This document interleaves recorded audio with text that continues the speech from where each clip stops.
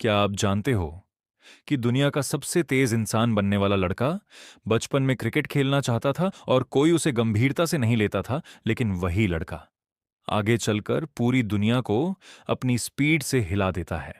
ये कहानी है उस लड़के की जिसका नाम है यूसेन बोल्ट। जमैका के एक छोटे से गांव में जन्मा एक साधारण लड़का, जिसके पास न बड़े संसाधन थे न कोई खास सुविधा, लेकिन उसके अंदर एक चीज थी जो उसे सबसे अलग बनाती थी, और वह थी उसकी स्पीड। लेकिन शुरुआत में वह अपने टैलेंट को समझ ही नहीं पाया। वह क्रिकेट खेलना चाहता था, लेकिन उसके कोच ने उसकी दौड़ को देखा और कहा कि तुम ट्रैक पर कुछ बड़ा कर सकते हो। शुरुआत आसान नहीं थी। कई बार वह रेस हार गया, कई बार लोग बोले ये लड़का डिसिप्लिन में नहीं है, ये कभी सफल नहीं होगा, लेकिन उसने हार नहीं मानी। उसने अपनी कमजोरियों को समझा, अपने शरीर पर काम किया, अपनी ट्रेनिंग को बेहतर बनाया, और धीरे धीरे वही लड़का दुनिया के सबसे बड़े स्टेज पर पहुंच गया। 2008 ओलंपिक में जब उसने 100 मीटर की रेस दौड़ी, तो पूरी दुनिया ने पहली बार उसकी असली ताकत देखी। उसने सिर्फ जीता नहीं बल्कि इतिहास बना दिया। और फिर 2012 और 2016 में उसने साबित कर दिया कि वह सिर्फ एक बार का चैंपियन नहीं बल्कि एक लीजेंड है।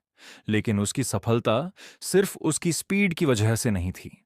उसकी सफलता के पीछे उसकी मेहनत, उसका आत्मविश्वास और उसका कभी हार ना मानने वाला एटीट्यूड था।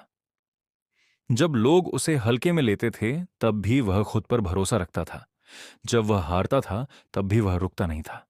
उसने अपने हर फेलियर को एक लेसन की तरह लिया और आगे बढ़ता गया। यही वजह है कि आज पूरी दुनिया उसे सिर्फ एक एथलीट के रूप में नहीं, बल्कि एक इंस्पिरेशन के रूप में देखती है। उसकी कहानी हमें यह सिखाती है कि टैलेंट होना जरूरी है, लेकिन उससे भी ज्यादा जरूरी है उस टैलेंट पर लगातार काम करना। अगर आप गिरते हो तो उठो।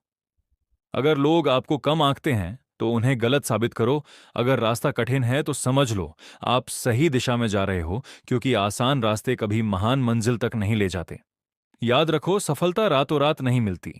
इसके पीछे सालों की मेहनत छुपी होती है।